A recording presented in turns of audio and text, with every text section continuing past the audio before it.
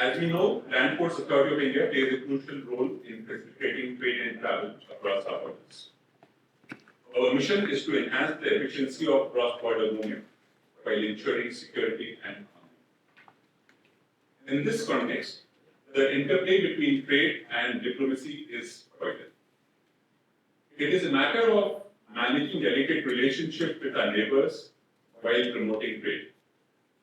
Today's lecture topic, trading at borders and managing anger in the neighborhood, is thus both timely and deeply significant. हमारी संस्कृति में कहा जाता है, वसुधैव कुटुम्बकम, पूरी दुनिया एक परिवार है। इसी भावना को ध्यान में रखते हुए सीमा पार व्यापार केवल वस्तुओं का आदान प्रदान नहीं है, बल्कि वह देशों के बीच विश्वास और मित्रता का कुंजी है। आज का हमारा विषय trading at borders and managing anger in the neighbourhood इसी भावना को और प्रबल करता है। Today we have the honor of hearing from an individual whose vast experience and profound insights will illuminate this crucial topic. Allow me to introduce our distinguished speaker, Ambassador Ajay Bisaria. Ambassador Bisaria holds a BA in Economics from St. Stephen's College, Delhi, and an MBA from IIM Calcutta, and a master's degree in Public Policy from Princeton University, USA. He is a strategic advisor and a distinguished fellow at Observer Research Foundation, ORF. In a distinguished career spanning 35 years in the Indian Foreign Service, Ambassador Bisaria has managed some of India's most critical economic and security relationships. He served as the Indian High Commissioner to Canada from 2020 to 2022, and as the Indian High Commissioner to Pakistan from 2017 to 2020. His tenure in Pakistan included navigating the aftermath of the Pulwama terrorist attack and the subsequent Balakot airstrike. He also worked on efforts to expand Indian nationals' access to the Kartarpur corridor, and now LPI has established a state-of-the-art land port facility there. At home, Ambassador Bisaria served in various capacities with the Government of India, including a pivotal role in the Prime Minister's office as the key advisor to the Prime Minister Ajay Bisaria from 1999 to 2004. In addition to his extensive diplomatic achievements, Ambassador Bisaria is also an accomplished author. His book, Anger Management, released in January 2024, explores the tumultuous diplomatic relationship between India and Pakistan and has received critical and popular acclaim. The book provides a nuanced analysis of the complexities and challenges of managing diplomatic ties with our neighbors, a topic closely linked to today's discussion. We have the privilege of hosting a very experienced and honored diplomat. We regularly have issues of important critical relationships with our neighboring countries. I think in the midst of all the LPI operates, because even in times of COVID when everything was shut down, we were asked to keep the land ports, especially on Nepal border, etc., which are completely landlocked to keep functioning. So whatever happens in terms of geopolitics has a direct influence on our working, and closing of Atari land port with Pakistan is one of a very stark example of that. So LPI in that sense is very, very closely working with the Ministry of External Affairs. In our board also the ministry is adequately represented, and almost all the discussions that happen with our neighboring countries, LPI is a part of that. So not just in terms of creating infrastructure at the border, sir, but also in terms of participating in the larger dialogues which may have future ramifications in terms of increase of trade or tourism, etc. LPI has been contributing its thoughts and has been an active stakeholder. Last I think last few years, at least I have been uh, going to the academy also, Sushma Swaraj Academy, and addressing the not only the basic course but also the in-service courses, and talking about what we are doing in LPI, how we are steering it ahead, and also getting a sense of how MEA thinks about these issues, and especially the dynamics on various borders and which are yet to be opened. Like suppose Puchia and Mizoram opening to Bay of Bengal through Bangladesh is something which has not happened, but a lot of stakeholders are involved, and getting a sense of these issues just by discussing gives us a good insight on how to go forward. We look forward to your talk, uh, and every time we get a good sense of direction from such eminent personalities, it gives us a chance to do any course correction required, and also vision for the future. So thank you very much, sir. Mishra ji, Chairman LPI, all the officers of LPI, colleagues, ladies and gentlemen, it's great to be here. Thank you for this invitation. You are a quiet and efficient organization. Your presence is hardly noticed, but it is certainly felt. So I can say that as someone who's was a most frequent user of the LPI terminal at Atari Vaga. I was almost every month going back and forth. But I didn't quite realize that we had a organization like this behind it, and that there is a vision in the entire border management. So it's great to be here, great to be briefed about this organization. What I think I'll do today is perhaps talk a little bit about a couple of broader points about trade, and then drill down into Pakistan, which is a very interesting case study of a border issue and a neighborhood. And I've just written a book about it. My first visit to the land port terminal was in December 2017. I had just been appointed Indian High Commissioner to Pakistan. And before going, I said I must do two things. I must visit the Golden Temple. And the then Minister Sushma Swaraj told me, "Wahan jaoge to Durga Mandir mein bhi jao."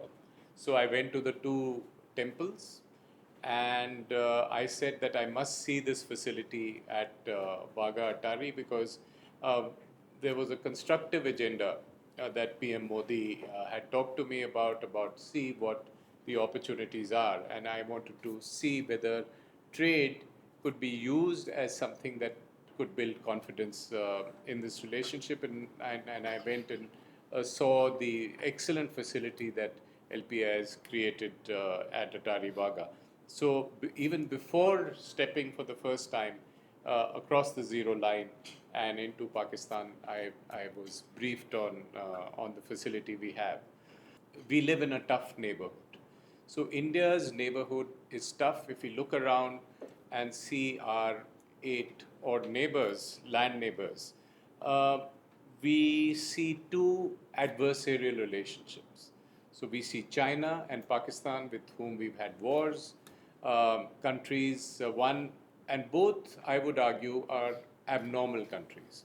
So China is a country run by the Communist Party of China. It's an abnormal, opaque organization with whom we've had a tough and patchy relationship. And Pakistan, equally, you substitute the party with the army. We have Afghanistan and Myanmar as completely dysfunctional neighbors, where again we have to manage the situation there. In different shapes or forms, we've had this neighborhood first policy from the 90s, where we've had coups and takeovers. So we have Afghanistan and Myanmar as completely dysfunctional neighbors, where again we have to manage the situation there. And then we have other neighbors for whom we have a neighborhood first policy now. In different shapes or forms, we've had this neighborhood first policy from the 90s. Because it was part of the Gujarat doctrine and so on.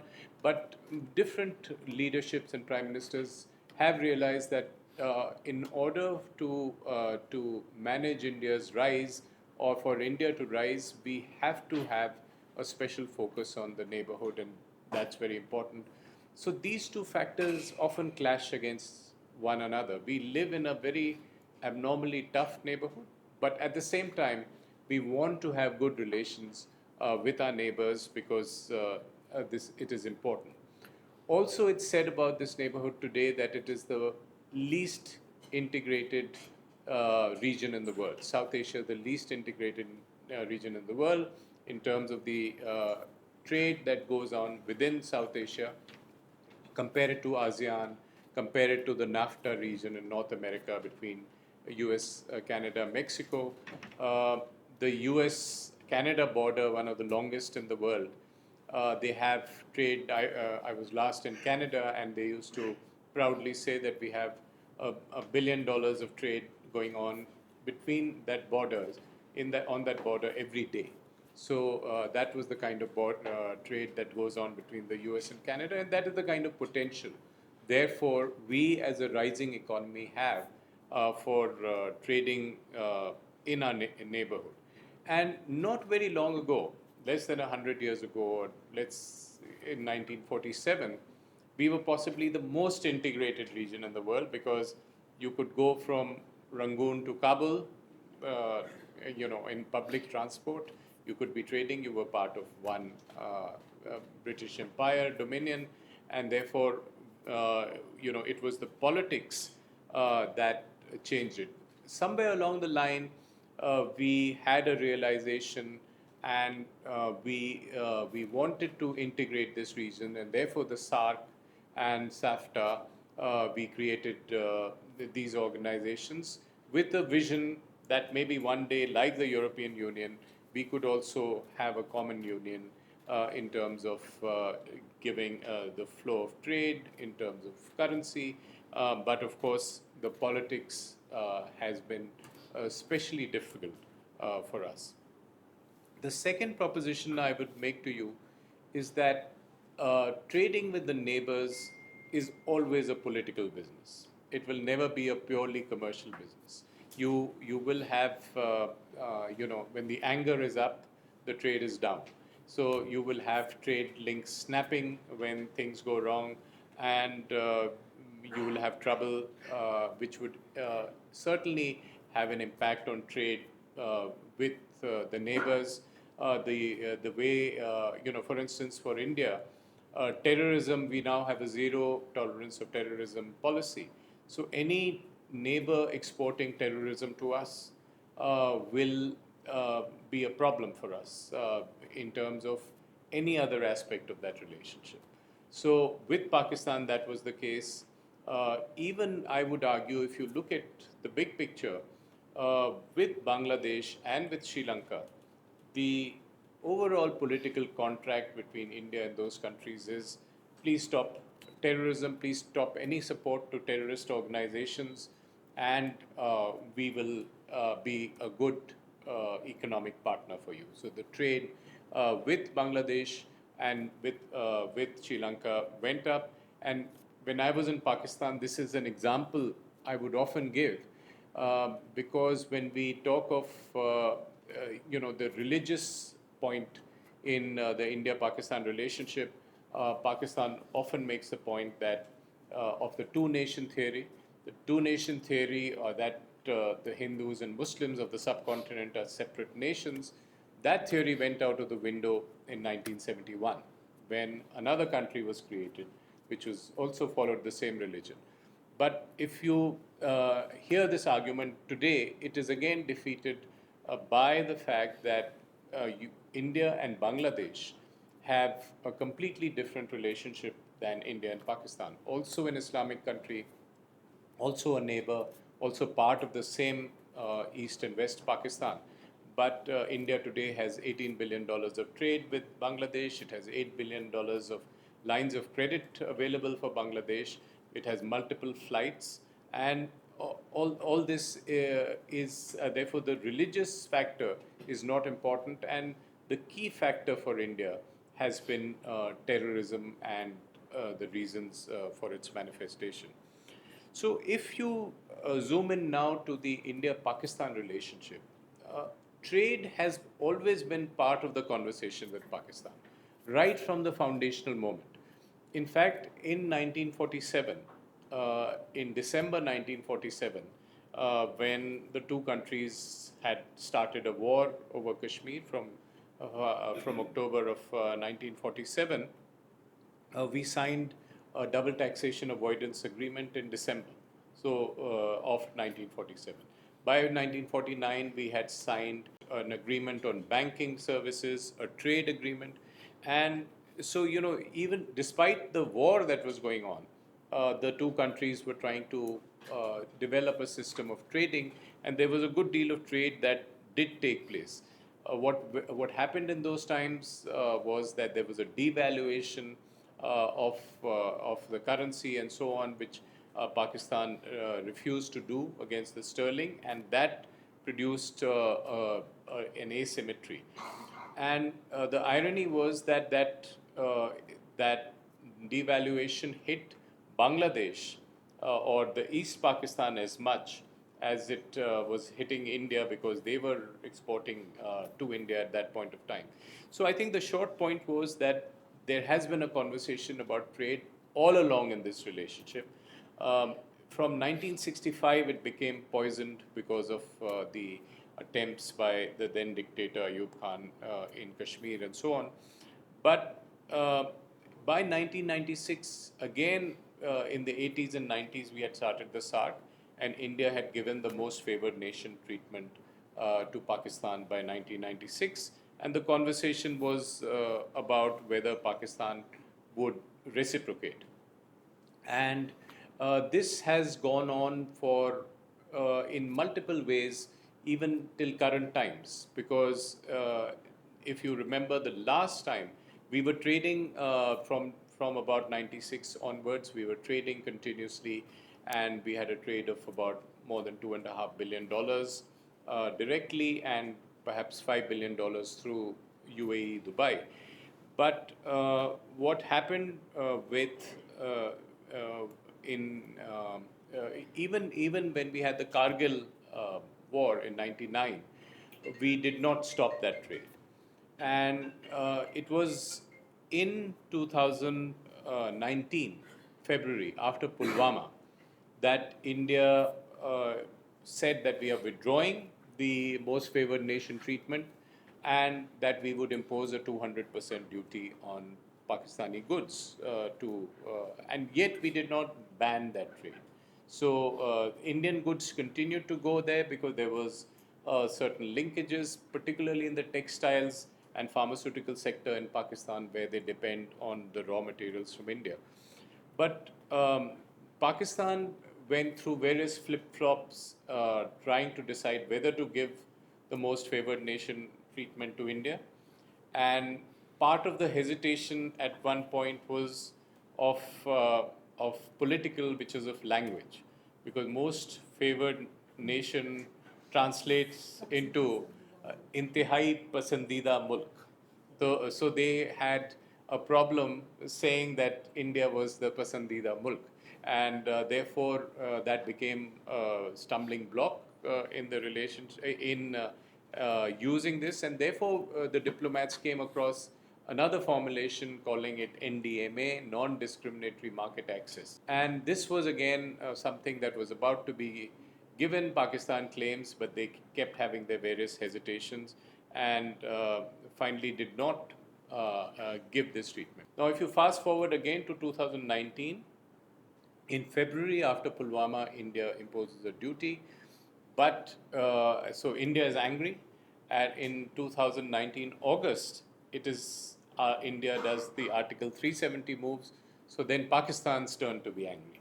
So they say we ban trade with India. So they banned all trade with India, and but soon, within a few months, the trade, the lobbies, the textile and pharmaceutical industry said we will be destroyed if you do that. So they had to make exceptions for those. So this has been the up and down story, even in the backdrop of this relationship, which which has, been conversations about trade even in as late as 2019. We were continuing with this trade. But what happened since then is that the focus again was on terrorism or was on the Jammu and Kashmir issue. Until 2024, there are now signals coming from Pakistan, which seem to indicate that there is an interest in Pakistan and in Pakistan's army, and particularly with Pakistan's army, to allow this trade to happen, because in the past, the the wisdom in Pakistan was the core issue is Jammu and Kashmir, the territorial issue, and we cannot dilute that issue by talking about trade. This is just an Indian gambit to distract attention from the core issue, and therefore we should not fall for this. This was the view that the Pakistan army would hold, but now we have a situation from about let's say 2021, when Pakistan is deep in a poly crisis. It is facing a huge economic crisis, but added to that also a security crisis and a political crisis based on the legitimacy of the army is being questioned and so on. So the economic crisis had made Pakistan's army decide that they want to do what they call is a pivot to geoeconomics from geopolitics, which means that trade is important, doing business is important, and that they couldn't continue with the old order, because that was not helping them. So some rethink on that issue had begun. And in that context, when the new government in Pakistan takes over in February 2024, incidentally, the vote of the people was in a different direction. The people voted for Imran Khan. This was probably the most flawed, most rigged, most engineered election. But the army decided to get the Sharif brothers into power. And soon after that, the Deputy Prime Minister and Foreign Minister, which is Ishaq Dar, who happens to be a relative of Nawaz Sharif, his daughter is married to Ishaq Dar's son, is made this feeler in London when talking to industry, saying that industry comes to me and talks about this situation, and they tell me that we should, why are we importing these goods so expensive at twice or thrice the cost from Dubai? Why can't we get them directly? Do something about it. So he sent that balloon in the air to test things. It was not a signal to India, no proposal was given to India, but he said we have to debate it amongst ourselves. So this debate Pakistan will presumably have. They will have to resolve this internally and come to us with a concrete proposal. The other thing about trade is that given India's trade volumes, given India's rise, India is now doing trade of $1.5 trillion. If you count goods and services, more than $430 billion of merchandise export, more than $350 billion of services. So any trade we do with Pakistan will be a drop in that ocean. Will be so it is not any economic driver of that draws us into trade with Pakistan. For Pakistan, it is important. For India, it is at best a confidence-building measure, a tool in our diplomatic toolkit to engage with Pakistan to build confidence, if as and when necessary. The other example that in Pakistan, their thinkers and their thought leaders are beginning to give is that, look, India has a huge problem with China, and India has $130 billion of trade growing. So when India can do business with China, we have a problem with India. Why can't we do business with India, which is in our interest? So they are watching that situation closely as well. So they have changed the old paradigm that no, the central core issue is Jammu and Kashmir. We need not be talking of trade at all with India because that is just meant to divert our attention from the core issue. So trade again is something that is now being talked about, and most recently you would have seen the political signal which came yesterday. This was Nawaz Sharif. He took over, he came back to Pakistan, as you know, and he took over yesterday as the president of the PMLN, the Muslim League Nawaz. Uh, and what does he say then? One of the things he says is that in 98, I conducted the nuclear explosions as a response to India's nuclear tests. Yesterday, incidentally, was the 26th anniversary of Pakistan's nuclear tests. So he says, I did that. And I also invited Prime Minister Vajpayee, who came. We signed an agreement. But then he admits that we goofed up. He says, Hamara kasoor tha. We did not stick to that agreement. And basically, what he said indicated was that Kargil came and that was a huge mistake. So he's sending two signals. One, to the Pakistan army that you guys goofed up in 99. We are with you now. It's a hybrid regime. Pakistan's army is part of it. But he is sending that signal, and I think it is also a signal to India that the new government of India, please note that I have no rancor. I'm not talking about Jammu and Kashmir. I'm just saying that we did something good. So can we turn the clock back to 1999? So this is a signal, which means we have to interpret the signal along with other signals. So the first question we have to ask ourselves, is the army on board in giving this signal? So because the last 2 or 3 times Nawaz Sharif did this, the army was not on board, and we saw the result. The Vajpayee visit of 99 was followed by Kargil. The Modi visit of 2015 was followed by Pathankot and Uri and all kinds of trouble. So I think that is the issue that we will face, the new Indian government will face. How do you interpret this signal? Are there other signals that we need to look for? The other thing about the India-Pakistan relationship is that you cannot just start trade in isolation. It has to be part of a political package. So only when there is a political signal that we can go ahead with this, we can go ahead. And from my point of view, my advice would be that that political package could be a low-level, low-hanging fruit package, which would include exchanging high commissioners. I was the last high commissioner. After me, there's been none for 5 years after I was kicked out of Pakistan. And so we could exchange high commissioners. We could have low-level, or we could start trade, and we could perhaps start cricket. But India will have certain conditions for Pakistan to do this. It won't be automatic. So that will have to be discussed perhaps in a back channel, perhaps in some quiet channel, which is what are the guarantees that we won't make the same mistakes of the past. So one, we need to be sure that the army is on board any such proposal. B, we need to be sure it's a serious proposal.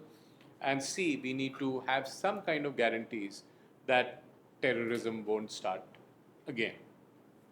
So I think this is the big picture on the India-Pakistan relationship and on trade, which as professionals involved in the trade and in border trade, I think would be of interest to you. But again, I think when you look at all our borders, the lessons that Pakistan can learn are really from what we are doing on our eastern border with Bangladesh. So, as I said, with $18 billion of trade and many innovations, we had similar complex issues with Bangladesh, land boundary, rivers, maritime boundary. But we managed to resolve all of them by a give and take, by negotiation.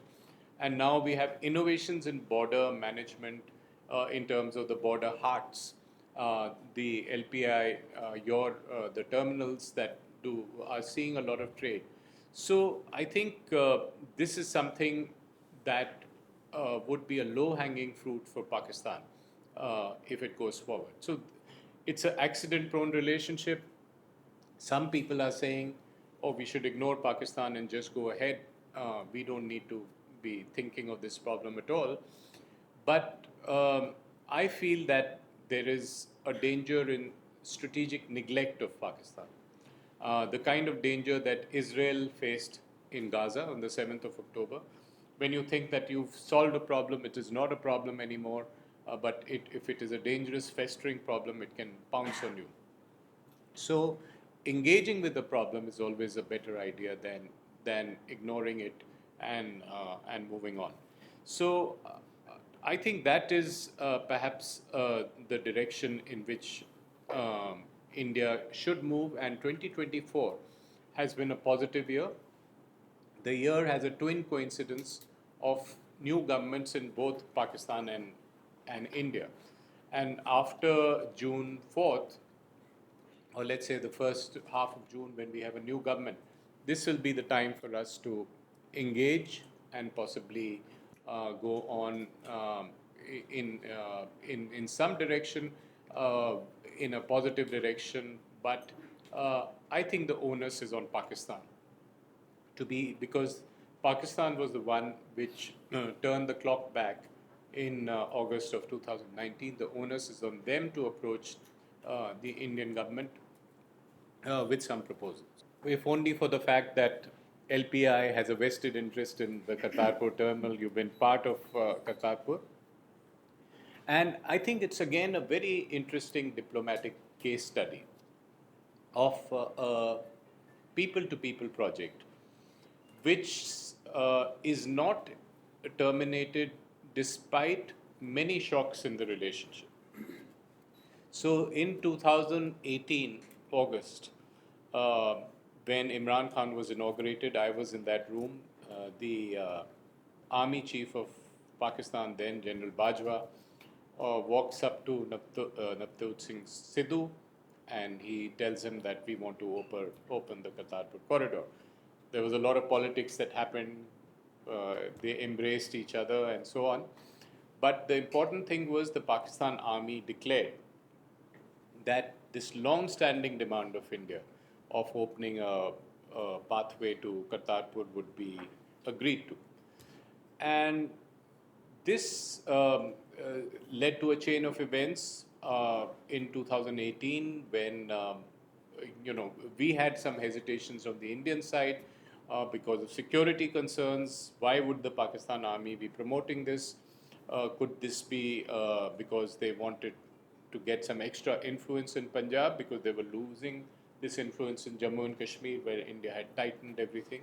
But the political call taken by Prime Minister Modi and others was that let's deal with the security challenges, but let's not stop or let's promote a project which is in the people's interest and the people demand it. So we went ahead with that project, and I've mentioned this whole story in my book. This is almost like a divine hand was pushing it, because despite Pulwama, despite Balakot, despite Article 370, neither side said we will stop this Kartarpur project.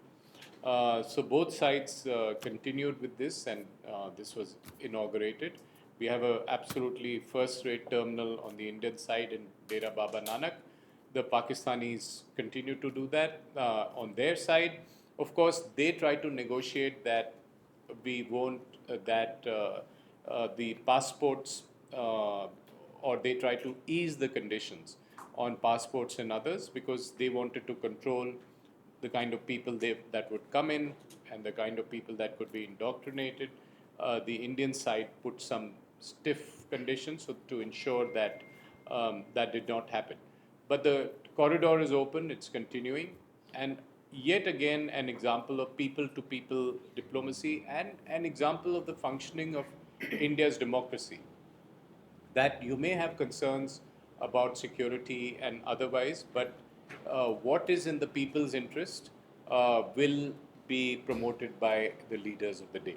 So I think that was again a very interesting case study in a border mechanism promoting people-to-people relations. The other interesting factor that we are seeing right now is in Amritsar, for instance. Border communities always are the primary kind of drivers of border trade, as in they gain a lot from border trade and the kind of confidence that they gain. So the current BJP candidate from Amritsar, for instance, has been saying that he was ambassador of India to the US. He's been saying that what Amritsar needs is access to Western markets, and it needs access to corridors that can go to Afghanistan, go to Central Asia, so that agricultural goods could be exported. So border communities will always benefit from this.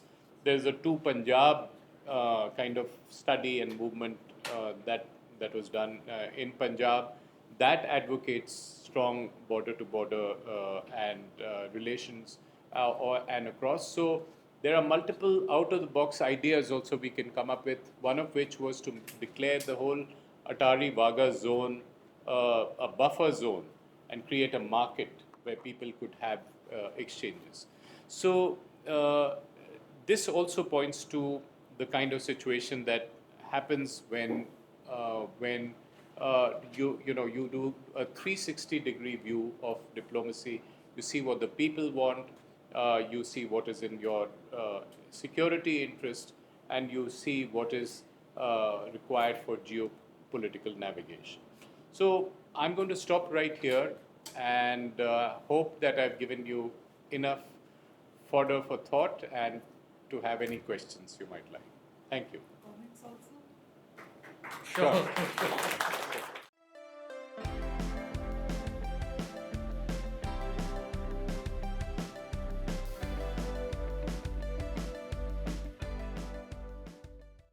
No, I think it's a great question and a very important question.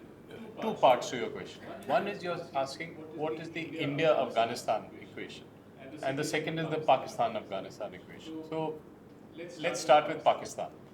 15th August 21, the Americans move out, and that completely changes the dynamic in South Asia for Pakistan, because so far Pakistan, why it has survived as a country, is because of what we call geopolitical rents. It was leveraging its position there to say that give me money, I will help you in Afghanistan. Give me money, I will help you fight the Soviets. So it was getting money out of the US because of its strategic location. Once they left, what was Pakistan celebrated for a while because they felt that the Americans had left and they expected three things from the Taliban. One, they expected that you will recognize the Durand line and make the border clear. Two, you will stop the TTP, the Tehrik-e-Taliban Pakistan, which is attacking us continuously, and rein them in. And three, you will keep the Indians out because we are paranoid about India. In India, if it comes there, it is a pincer on us. So that is the strategic paranoia about India. So the tragedy for Pakistan is that 2.5 years later, all those three objectives were not met. So Afghanistan has become the enemy number one. India is demoted now to enemy number two because they don't recognize the Durand line. The TTP continues to attack them. The Taliban says, talk to them.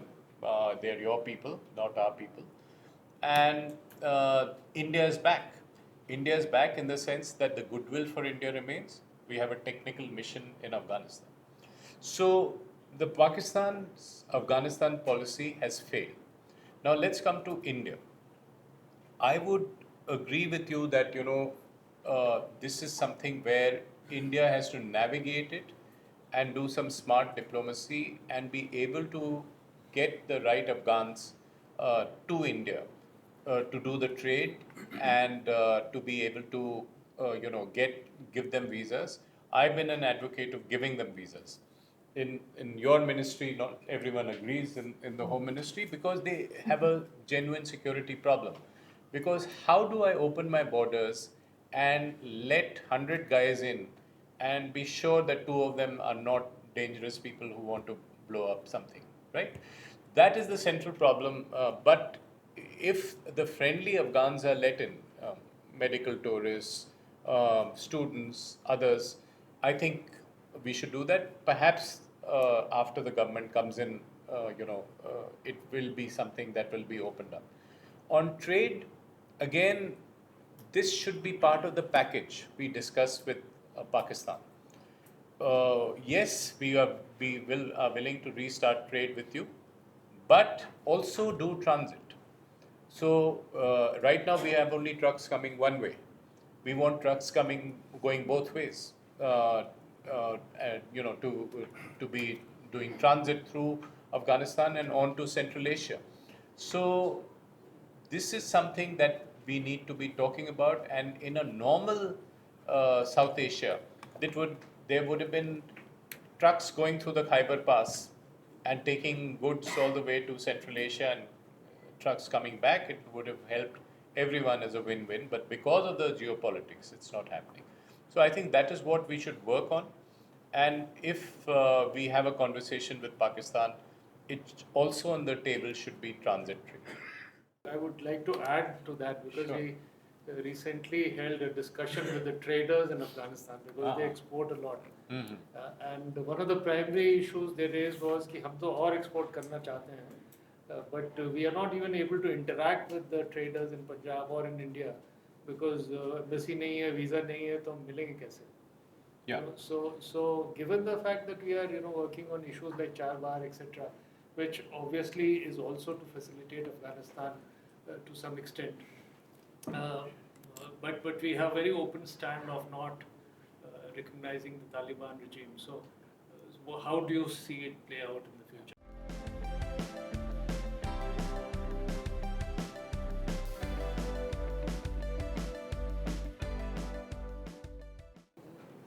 So POK, there are 2 or 3 aspects to it.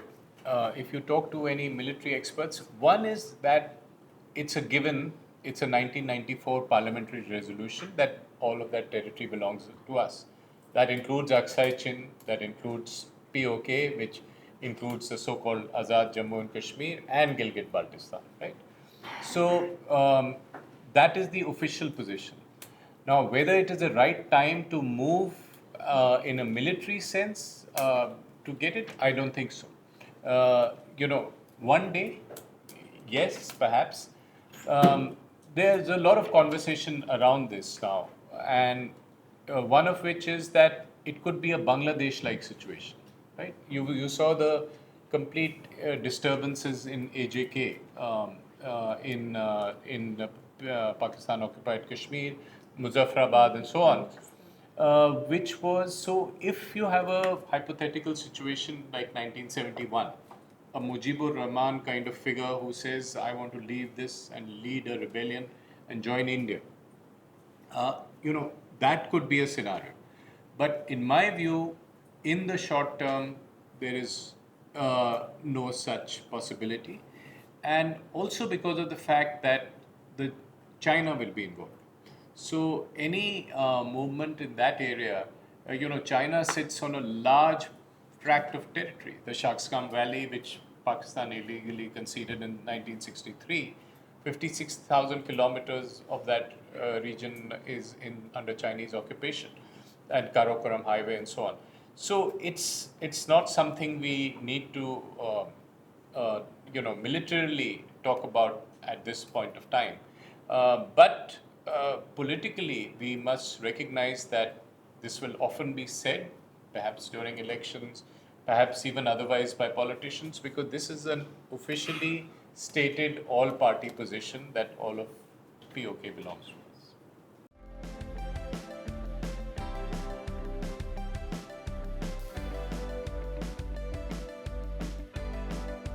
relations between countries change over periods, over decades. Today it's unthinkable because we have eyeball to eyeball confrontation, 60,000 troops, China having changed the status quo since Galwan, since April 2020. So right now it's unthinkable. But sometime in the future, uh, perhaps when the relationship, in a scenario that the relationship is normalized, there could be border trade and particularly from the passes. But again, so one is the political, geopolitical part of it. The second would be the commercial part of it. Is the trade, the way China is designed, its whole economy is, a lot of it is in the coastal region, the sea routes are very mobile, very cheap. So why would you want to come into into the southern periphery in order to trade? So that could be border communities trading with each other, but it could potentially be, a sort of confidence building measure. But don't forget, everywhere you have a border where you could potentially set up a terminal is a disputed border. So therefore, there would be a problem because the difference between the LOC and the LSC is the LOC is a marked line, but the LSC is a perception line and it's a patrolling line. So you have my perception of where my boundary is, his perception of his boundary, my perception of his perception of my perception. So you don't have a line on the ground.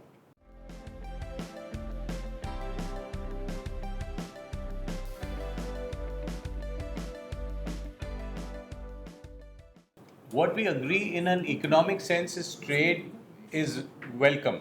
That's why countries trade. It's in the whole economics Ricardian model that I make something better, you make something better, and we exchange it.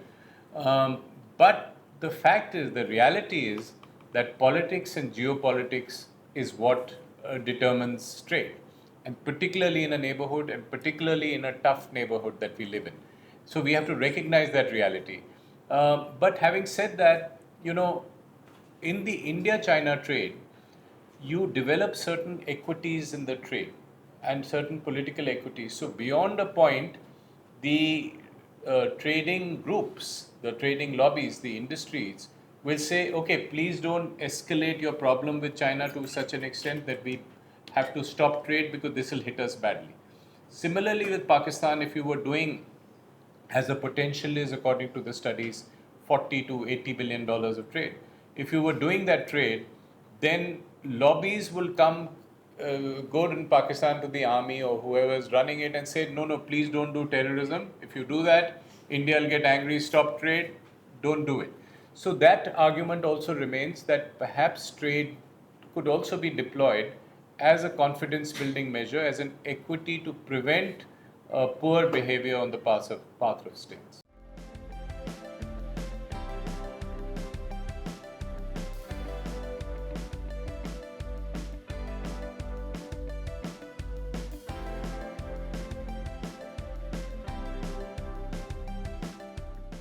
So two questions. It's a 540-page book with 800 footnotes, but I'll give you a one-line answer on what.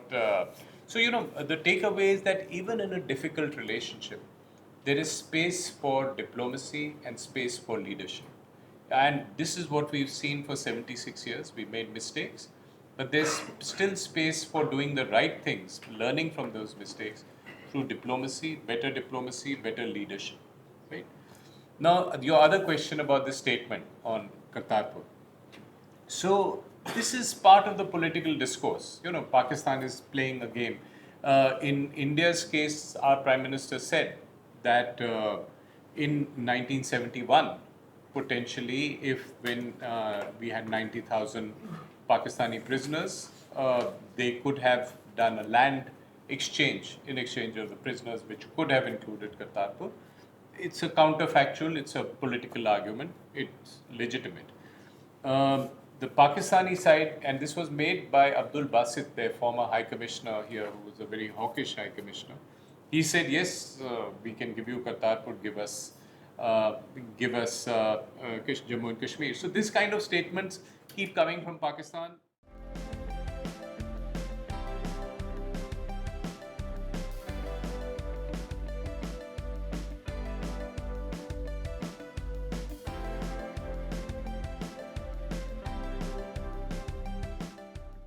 because this is what we have to see across the world, the examples. And just shows history is not static. If we were having this discussion in 1939 and I told you that this madman Hitler is going on, but we will fight a war after which we will become France and Germany will become the best of friends, you'll say that's crazy, that's impossible. But yet, how Europe reacted to the Second World War's devastation was by saying, no more, we will get together.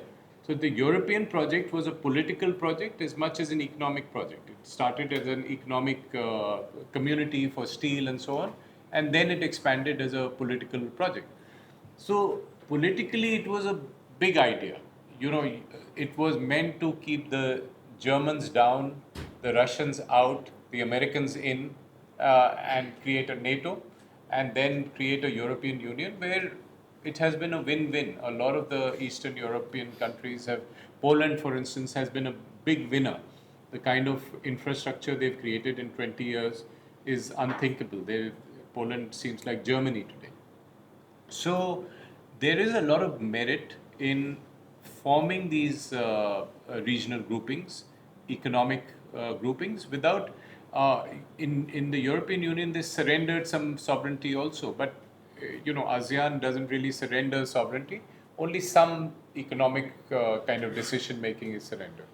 So this is how the SARC was conceived. Maybe we can do it in South Asia. But we have the problem of Pakistan. A very abnormally behaving state can have a veto in any such process. So the hope is that if Pakistan normalizes, maybe South Asia can normalize and become a real trading community.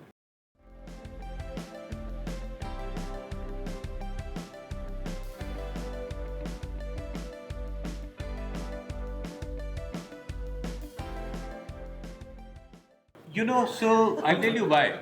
So I think that is the question. That's a question of branding. It says BSF, it says last point. It doesn't say LPAI. But it's also a new organization. Yeah. Also, it's a new organization. It takes time. But the question you have to ask yourself: do I want to be well known? You don't need to be known in the public. You need to have a certain image, but you need to be understood at least within the government, your role, because it has to be an all of government approach, but not necessarily an organization that should be known across. Why? You're not selling a product. So I think that's okay. A lot of organizations do quiet work, and that is the satisfaction you draw, that I'm doing a great job, I'm managing borders, and the better you do a job of it, the more you prevent illegality, smuggling, and trouble. So I think. Coming to the procedure. I think what you're raising is an important point for all organizations within government. This is a continuous debate that we have. Yours is a very young organization, relatively. A 10-year, 12-year organization is a young one. But the point is well taken that there should be an all-of-government approach on a lot of things. Too many times we have silos. So we have to break those silos and have a situation where we are talking to different organizations, because you're in a very complex environment. Wagah Atari is managed by a number of organizations. There would be the BSF, there would be the army, there would be various players involved. The whole Kartarpur, I used to sit in a meeting with 30 agencies, army and that, each one involved, and perhaps there was somebody from LPI, but I didn't notice that.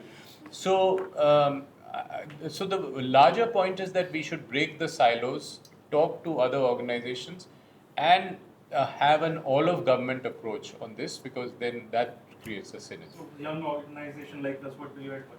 Well, I would advise, do what you're doing. Do a great job on the ground, and then be on the table when there are conversations about this. So, and gradually any good work is always recognized. From what I've spoken to Chairman today and Maheshji, there is a vision, there is a plan, and it's gelling with the larger objectives of India on dealing with its neighborhood and dealing with its borders. Yeah, I think just when we talk about neighborhood, we have to incite the neighborhood first policy that India has, and through that also incite the northeast of India.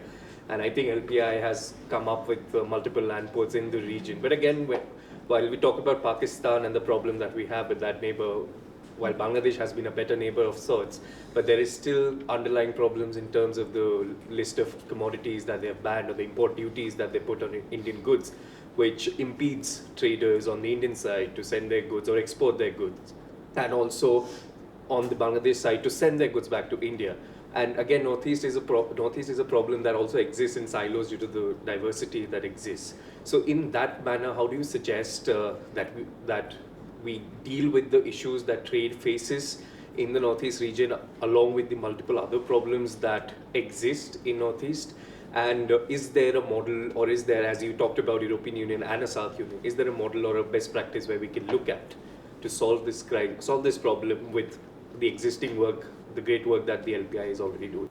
So I think that goes to the heart of it for the future, because no one said it's going to be easy.